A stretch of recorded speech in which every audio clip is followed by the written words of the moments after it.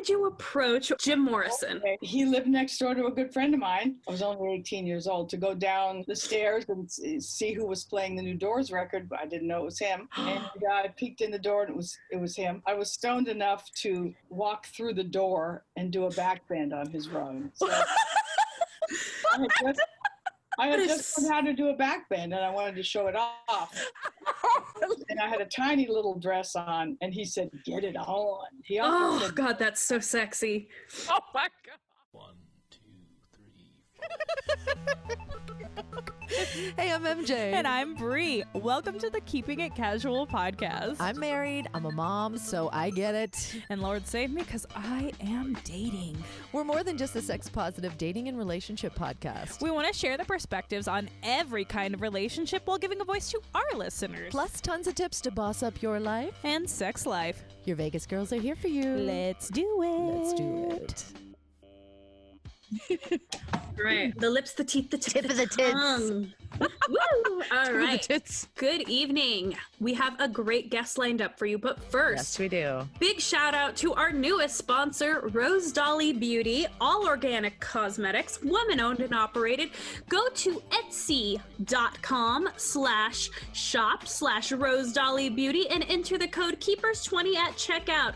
I love that she's our newest sponsor. She's actually giving away a bundle this month to a lucky winner. So be sure to rate and review us on Apple Podcasts, or we do our bonus giveaways once a month on Patreon at the $5 level. Also, you will be winning something extremely sexy from our sponsor, Like a Kitten. Their Valentine's Day box is available right now on likeakitten.com. Use that code KEEPERS20, get you 20% off. We'll tell you more about that later. And yes, we're giving away one of those boxes too. We want to give it all to you. We want you to live your sexiest life. But now, this week, we have rock and roll royalty. She is a New York Times best-selling author, a rock and roll historian, and the host of the podcast, Miss Pamela's Pajama Party. And I'm loving it. She's been lovers with Jimmy Page, Mick Jagger, Keith Moon, Jim Morrison. She is the world's most famous groupie. And my mentor. Please welcome Miss Pamela. Pamela DeBar. Hello, Angel Pies. Thank you for joining us. We wanted to get you on since we started years ago, but then we only like to do interviews in person for the longest time, but obviously, the world is different now. It's almost a whole year now, isn't it? I know. So for our keepers just getting to know you, and I talk a little bit about some of my groupie past, but what is a groupie? Someone who loves musicians because they love the music and want to be around who makes it. I mean, it's pretty basic. It's become negative because people, certainly in America, are afraid of sex, and they think it's only about sex to be a groupie, which sometimes is part of it and sometimes not. I have a lot of friends in the industry, have decades, that I don't sleep with. But I love the music. I want to be around them. I want to inspire them. Groupies are an inspiration. We're muses. I love the word muse. People have really gotten to know you from your writing, New York Times bestseller. Can you please share some of your books that you've wrote? Well, the first one, I'm with the band, was a big, fat bestseller, and it still continues to sell. All my books are in print, which is amazing. Second one was a sequel to I'm with the band called Take Another Little Piece of My Heart, A Groupie Grows Up. Oh, I love that. Rock Bottom, which is the only one that's not in book form. You can get it on Kindle. It's a real intense one about the 25 rock deaths, which is a very hard one to write. Then Let's Spend the Night Together, about 25 other groupies. Very interesting stories. Ooh, I bet. And then my last one, Let It Bleed, is about my writing workshops. It's how to write a rockin' memoir. That is where I was published, and I'm just still so honored to have been in that book. I will say this, every time I go through a breakup, I read Let's Spend the Night Together again. Every breakup I've gone through. I'm like, if Pamela can get through this, I can too. Yeah, you can take another little piece of my heart. Yeah, duh. That's what I meant. My breakup party. Yeah, your breakup party. Breakup book. My breakup book. Yeah. There should be more breakup parties. There should be breakup parties. There was a lot of other stuff in it besides my breakup with Michael, but tons and tons of it. So, it's the next chapter of my life. And I'm working on 2 books now. I can't talk about one of them, but the other one I'm working on is my third memoir. Ooh. Wow. Sex, God, and Rock and Roll. I know. You talked about Sex, God, and Rock and Roll in one of the classes, and I can't wait to devour that book. But also, I don't know, you don't really advertise this much. You have your little novella, One Night Bands. Yeah, One Night Bands is available on Amazon. Once a month, I get about $18 from Japan. I know some people are buying it there. It all counts, girl. I bought One Night Bands because a good friend of mine who's in the Vegas writing workshop is featured in One Night Bands. Yes. You know, it's crazy because, like, when we interviewed Muses a few weeks ago, Link said that we all seem to find each other somehow anyway. And, like, I listened to, like, Pamela's stories, or even there's a girl who I met through Pamela who's a New York doll, and she came up in New York in the punk rock era, and just, like, her stories are fascinating, and I just get to live so many lives I didn't get to live myself. Karen, are you talking about? Yeah, I'm talking about Karen, because of you ladies, and it's just so great, and so it just makes me so happy, because, like, I look at my groupie stories and I'm like, those guys aren't even popular anymore, but you got to sit on Jimmy Page's amp and watch Led Zeppelin. I mean, Yeah, many times. Yeah. Oh my God. Girlfriend, you know, I was their girlfriend of the moment. Sometimes it lasted a few months. Sometimes, like with Waylon Jennings, I saw him off and on, and Keith Moon for years. You know, whenever they would come to town, and sometimes, you know, I'd get flown places, and that was always really great. That turns you into a super groupie when you got flown to other cities, because then seeing the groupies in New York or Houston or wherever I was flown to, because you were there with them. Oh, so you're like, but I got flown to the shows and they flew me in. You got some hot tricks up your sleeve, Miss Pamela. I know. Oh, there were tricks, honestly. I was just living my life being who I was, and any man likes a woman around, or anyone around, who appreciate what they do. You know, they want people who care about, you know, men especially, I think, although it's changing a lot. But, you know, they want to be revered for what they're doing, especially creative men. It is a big thing in creative men, and I've realized as a creative person that dating creative men who are creative in the same ways that I am, it's bad. It ends up being very toxic because we're both kind of after these same goals, and we're all hold back on what I want to do to let them shine, hold back my star power, so to speak. And then you end up kind of regretting that at the same time, and you resent them, and then just everything becomes toxic altogether. Well, when I was, you know, doing what I was doing, and we're talking many years ago now, there were no options, few options. And, you know, luckily I, you know, met Zappa so early on and got to have my own group, the GTOs, but that was rare. You know, for the most part, women, as far as musicians, you know, recording, any of that stuff, just wasn't happening unless you were a solo artist like Joni Mitchell or something. I was definitely not that. God bless her. But, you know, no, I wanted to be in a rock and roll band. So I didn't even realize that was possible until we were dancing with the Mothers and other bands in LA, and Frank formed a label, and he just invited us to be recording artists, and was like, really? You know? So he had us write our songs. He loved our stories. We would sit at his knee and tell him all our crazy Sunset Strip, Laurel Canyon stories, and he wanted to preserve it. One of his roles in life was to preserve things. Can you talk a little more about the GTOs? You guys were featured in Rolling Stone magazine, and this was launched by Frank Zappa. That's super cool. Just something you're super proud of, just having that chance to be a rock star on the other side, you know? Oh, yeah. The bands would come to town and look us up. You know, we were notorious girls, and we were all 18, 19, 20-year-olds, you know, so we were all just children, really. I mean, Jim Morrison was 22 when I was hanging out with him. So, you know, we were babies, but it was still a fantastic thing to be able to do. And of course, now I just looked on eBay, because I always try to find my record. I like to have more than one. I have one right now, GTO's album. A sealed one was $500 yesterday. So, you know, they're rare. It's a rare thing. But Ahmet, I have a meeting with him Monday. He's going to re-release the album. He's going to do a GTO's coffee table book. And that's so cool. I'm so excited. And you also were Frank Zappa Papa's nanny, right? Well, his children's nanny. Yeah. Yes, nanny to his children. I was Moon Weasel's nanny, off and on for years too. Like for the first couple of years, I was their nanny, and then I moved in with Don Johnson. He was who I was seeing at the time. And after that ended, Gail invited me back to be the nanny again, and then I would go do stuff, and then I'd come back and live in the guest house and be the nanny again. So it was a long-term thing. You know, one of the things I love is, like, you're still such good friends with Don Johnson, even though the romance ended the way it ended. You're still such good friends with Michael. You're such good friends with so many of your exes, and I just think that speaks so highly of you as a human being. Well, you spend so much quality time with someone to negate that, even if it's a bad ending, you might need a tiny little break in between hanging out with them again. But if you don't do that, you negate so much of your life, and that person you can't reflect with. Like Michael and I, my ex-husband, we were together 14 years, and that's a long time to spend with somebody and to throw it away. I would never have dreamed of it. Of course, we have our son anyway that you know, kept us close, but I wouldn't have lost him for the world anyway. I'm friends with a few of my exes. Actually, I'm friends with the majority of my exes. There's two to speak of I don't talk to anymore for reasons of just massive deceit.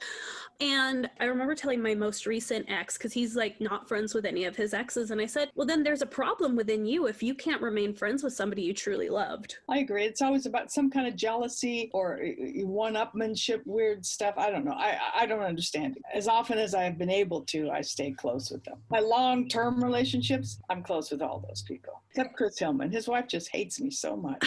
Oh, jealous. You know, there's always going to be that new relationship that's just not having the ex, no matter how platonic or how cool I met him when I was you are. 16. I was 16. I was there before she was. Yeah, I mean, too much roots. You're still friends with your first boyfriend, Bobby Martini. I know you visit him when you come out to Vegas. Yes, he is still. We are such tight pals. Oh my God. You know, to be able to reflect with someone 55 years ago, 56 years ago, in our case, is just unbelievably cool. Bree talks a lot about her writing classes with you, and now everything's so much more open to being online. People are really more open to it than ever. And now that you can't have your big conferences all over the world, can you tell people a little bit about your writing courses, how they can join them? We write. Stephen King is a hero of mine. His advice about writing is to write. That's really all you can do if you want to be a writer. People just worry it out, contemplate it. You have to just write. So that's what we do. I give prompts. Up until now, for over 20 years, I've been teaching all over the country. And then I added Toronto and London. And I'm supposed to go to Australia, but then the COVID came. But now I do it on Zoom. I have the international group, which all of my groups come together to come to that class. But I also started a new workshop, and it's every Thursday evening. And anyone can find me. I'm open on Facebook and Instagram. If you want to come to workshop, very reasonable during COVID. It's $35, and they can just Zoom with me and the other dolls who, you know, I've got several new dolls who now they're all want to come to DollCon. You know, I do this gathering in Vegas year, and this is our third one coming up, and we're going to do it in October. And yes. Those new girls who are all over the country want to join us, which is just so exciting. We're here in Vegas, so we're definitely going to have to get together again, and I might have to join you. I look at it like I've never been into writing like Bree is, but she's getting me more and more into thought. But I imagine it's energy with all the writers together really gets everybody going. MJ, because it's a release. It's very cathartic. Whether you decide you want to publish it or anything, it's just good for you. You know, writing is good for us. I will say that Pamela has a knack of getting a story out of you didn't even know you had inside you. I mean, there was one time we sat down to write, and I wrote about something that I had just completely blocked from my memory, because she has a way of making you just open up your mind, don't think, just write. That's one of her rules. Don't think is the big secret. Yeah, no thinking. Yeah, don't think, just write. Pen to paper or your fingers to keyboard and let it come out. People are almost always stunned about what comes out, because they, like Bree said, she didn't even know it was going to come out of her, you know? We really want people to just do something different, or we want to inspire people to like step out of their daily routine, or maybe they're feeling blocked emotionally. Maybe they're just stressed out. I mean, I feel like something like this could be, like you said, cathartic. Get in a room with all that energy, even if it's on Zoom. Yeah. You'd be surprised what could happen. I've heard some of the stuff. Bree's read me some of her stuff, and it's just absolutely beautiful. and funny or sad. It's just really She's incredible. loose. She loosens up. Yeah, she is. It's like that. Well, I have a podcast too. I got to make sure and get that in here. Oh, yes, please tell us. I was Yes. just listening. Well, it's Pamela. Can I say my name? Day pajama party. Up until the virus, I was having people come to my house on the couch, and a couple of times I've had people wear their pajamas. I often do, and it's just I like that. comfortable chat. It's just cool, you know. I've had a lot of my old friends on. You even had Moon Zappa, huh? Moon Zappa, yeah, of course. Dear, I've known her entire life. I just interviewed recently Luke Spiller from the Struts, my favorite young man, incredibly hot. Oh my God. Oh, I love the Struts. Oh. I was young, man. Nothing could have kept me from him. Set my sights on someone, and I would figure out a way early on, part of the scene, and you could just meet them easily. But early on, Mick Jagger was number one on my list, you know. Girl. What days do you release your podcast? Thursdays, just once a month. I've got probably 18 of them now. Cool. I have Alice Cooper. That was so much fun reminiscing with him. I've known him too for over 50 years, and we had such a laugh. And my most recent one, I think it just came up, was with Alex Winter. He produced and directed the new Zappa documentary, which is incredible. That's So, awesome. Very interesting people on my podcast, for sure. Well, I know we're going to have some Yeah. listeners jump on that for sure. Every platform, all over the place. I noticed you guys do ads. I would like to do some ads. Oh, yeah? I heard you do a sexy one on your show, and I know just who it is. Yeah, Adam and Eve. I talked about the plaster cast molds they have because of my friend. I heard that, Cynthia. Does the plaster casting, yeah. Does Adam and Eve use Cynthia Plastercaster's molds? No, Oh. they make a mold of your boyfriend or whatever, yeah. Oh, okay. In my head, I was like, so I could have Jimi Hendrix's dick? Well, she sells those. But Jimi Hendrix's dick for, I think it's a couple $1,000s. She sells those. Very limited edition. I know, like, well, all of our eyes went to the side. We're like, I could spend $1,000 for some Jimi Hendrix dick. What are you doing in there, honey? Nothing. I think my husband could deal with like a boy, you know, the vibrators, but he's like, you have Jimi Hendrix's dick in here. I don't know how I feel about this. You would imagine. Well, I've had a kind of an obsession with Jimi Hendrix's dick since your documentary of Let's Spend the Night Together. When you had I just got to see the holding of the mold of it, I was like, I got to hold it. The hold of the mold? The hold of the mold. Yeah. Now, was it a two-hander or like a one-hander? You can't get your hand around it. You cannot get your hand Get your hand around it. Say no more. Say no more. This is the stuff we want. So, MJ, do you and Chris have any special Valentine's Day plans? Actually, we decided to spend the night in with the new Like a Kitten Valentine's Day couples box. Well, Cupid is the mythological god of desire, affection, and erotic love, so I'm happy your night will be more than flowers or an overpriced dinner. Oh, and I'm going to make myself some dessert with him because I got chocolate body paint out of the box, too. And strawberry lube. Yum. There's also a 10-speed heart-shaped vibrator with the C-ring, which provides some vibes for me and my man. Don't forget about that satin robe or pink baby doll lingerie. You get your choice of one. I know. When I saw that pink lingerie, I was like, ooh, let me just drip in that, okay? That's how I felt about that satin robe. I was like, I need that to match my pillowcase. If you want a chance to win this box, rate and review us on Apple Podcasts or join our Patreon at the $5 level because somebody's getting hooked up this month. And if you can't wait to get your hands on a special treat, go to likeakitten.com and use code KEEPERS20 at checkout for 20% off your entire purchase. And now, back to the show. I also have a column. Please read my yes. column. PleaseKillMe.com. It's the Punk Bible. Please Kill Me is a book. Yep. Okay. Bible written by Legs McNeil. It's all about many of the things that take place when I'm with the band, but in much more detail.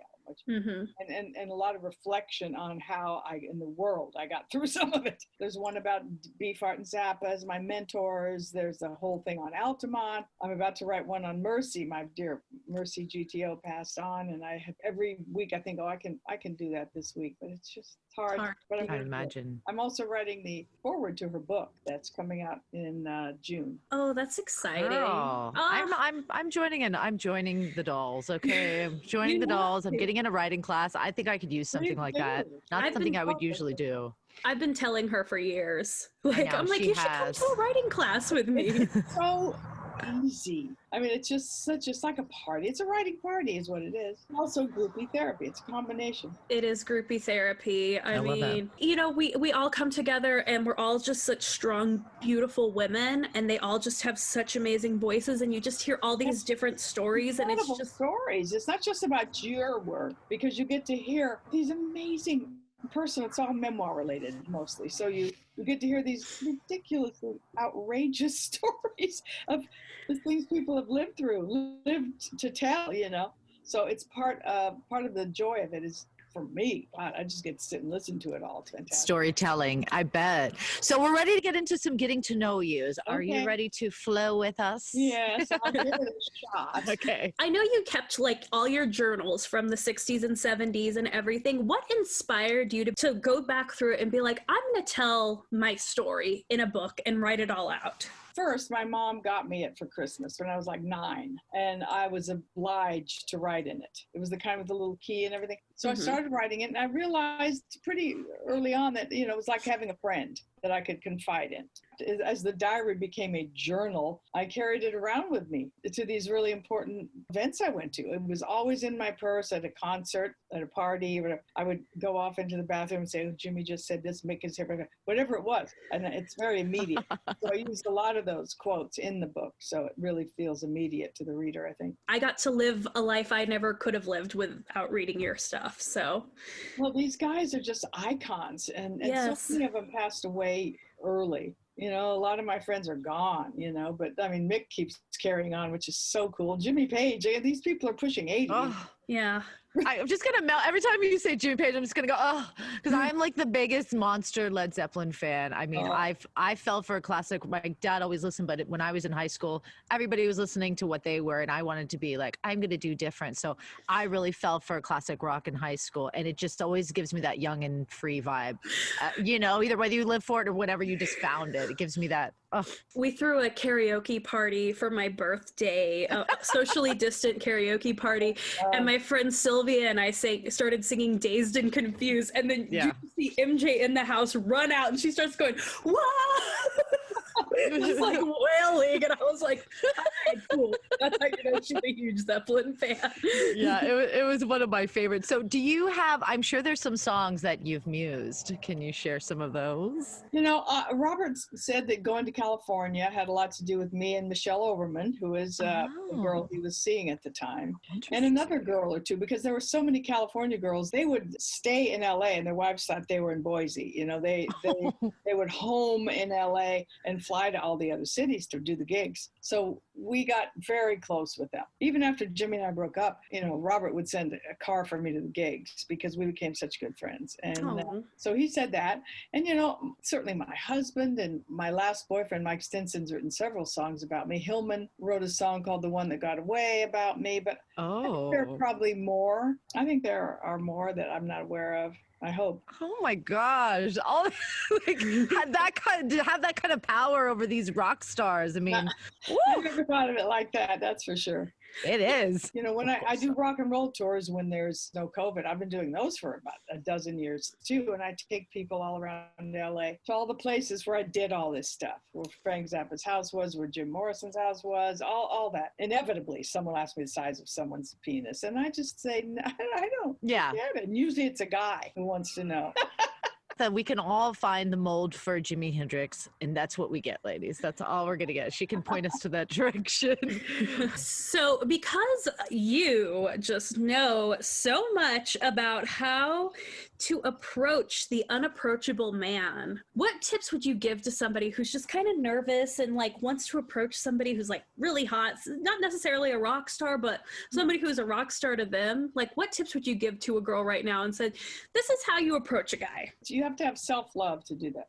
You have to have self-confidence, which stems from self-love. You have to care about yourself. Jesus, who is, you know, the ultimate rock god to me, he said, love your neighbor as yourself. People forget the yourself part. So you really do have to care for yourself, love yourself, take care of yourself. Remember who you really are, which is a divine being inside there. This is all just a lark. This is a temporary thing we're going through, kids. So, you know, just remember that. Remember that you are as good as anyone else in this world because we're all the same thing. And if you do that, that. You can approach anyone. You can say anything to anyone. You can be proud of who you are. I like that. Treat people as equals. Don't stop putting people on Exactly. pedestals. Yeah. You can respect or love their energy or what they do, but Sure. just walk up to them like they're the same. And they are. Sometimes the most basic advice you can give somebody, they're like, yeah. Yeah, sure. They go, that's right. Somewhere deep inside, they remember that. Even the last class, I said something like, oh, I just don't love myself enough. And you said, you need to. Yeah. She preaches this to me a lot. Yeah, I do. And I preach it to everybody who Yeah. I think is having a tough time with themselves because we're stuck with ourselves, right? It's true. Mm-hmm. You know, It's boy, if true. you don't love yourself, you're going to go through life having problems, having all kinds of issues and things that unnecessary shit. If you start focusing on that kind of stuff, it's going to manifest in your life. You start having all these negative thoughts about yourself, it's just going to spiral you down. But if you start picking up little positive thoughts and affirmations, whatever it takes for you to look at yourself differently. Meditation is good. You sit for a few minutes and get quiet and it'll change things. It changes things. You get up out of that 5 or 10 minutes and it's different. What is something you have accepted, as being a young, wild woman? What is something now you've kind of accepted and you've learned as you get older and more experienced? Stuff you used to put a lot of pressure on and maybe you're just like, you know what? Things you could tell your younger self. I had insecurities as a young woman. I look back, I thought, wow, I'm too flat chested. I don't have enough waistline. I'm breaking out. I worried about crap that is just, I realize now, of course, I was pretty cute. You were. I didn't think so. I didn't believe it. So it's all about self-belief. Believe in yourself. You're as good as the next guy. Think of yourself as an angel. And treat people the way you want to treat someone you admire and revere. You got to treat yourself that way. Absolutely. Okay, so this is our rapid fire section. It is how did you approach or get the attention of Rockstar Edition? Jim Morrison. Okay. He lived next door to a good friend of mine. I was taking a certain drug called Primar. It was a strange drug that you inhaled, and I got loose enough. I was only 18 years old to go down the stairs and see who was playing the New Doors record, but I didn't know it was him. And I peeked in the door, and it was him. I was stoned enough to walk through the door and do a backbend on his run. So I had just learned how to do a backbend, and I wanted to show it off. And I had a tiny little dress on, and he said, "Get it on." He also said, God, that's so sexy. Oh my God. I don't know if many of us could pull that off, but that's fucking awesome. "You asked." I probably met him. That's so amazing. That is so sexy. I love that, is so so much. All right. Okay. Mick Jagger. Well, he approached me. See, we're getting into these time frames where I was already in the GTOs and I was renowned because we're all girl group making a record and living with Zappa and all those things. So Mercy and I went to see the Flying Burrito Brothers, our favorite band, together. And Keith Richards was Graham Parsons' best friend. So this was a tiny little club. There were literally 20 people there and all the Stones came in. And I remember what I had on. I had a long black velvet dress on, the same one I wore with Jimmy Page to see Elvis. He walked up to the dance floor and said, "Mercy, who's your beautiful friend?" Oh my God. That's how I met Jagger. That is amazing. And we went back to the house with him where they were staying and finally got my fling with Mick. Oh my God. For the final rock star. Jimmy Page. He came after me also. I was at a club, The Experience, a really wild, wicked club, watching Bo Diddley. And his roadie, who's still a very dear friend of mine, Richard Cole, handed me a note and said, "Jimmy Page wants you to meet him in room 6, whatever it was." And I didn't go. I didn't go because his reputation preceded him. He scared me a little bit, even though he looked like a cherub. I heard he was very naughty. And then he got a hold of my phone number somehow, called me, tried to talk me into meeting with him. I finally went to see him play, and of course, that's all it took. These stories are they're so special and just incredible. Thank you for sharing all these juicy little things. And to all of our keepers who haven't and are more interested in these stories, read I'm With the Band. Yeah, read all my books. So you can find me on Instagram and Facebook during class Thursdays. Come to class on Thursdays. That way you can join the International Dolls. Be sure to go to Facebook or Instagram and look up Pamela Day Barr. That way you can find any of her writing classes. Or seriously, you guys, read her books. They will take you to places you have never been before. And if you read her book, Let It Bleed, your girl Bree has been published in there. You can read one of her writings. Very sexy stuff. Thank you, Pamela, for joining us today. And make sure you check out her podcast, Pamela DeBar's Pajama Party. Until next time. Until next time. Bye.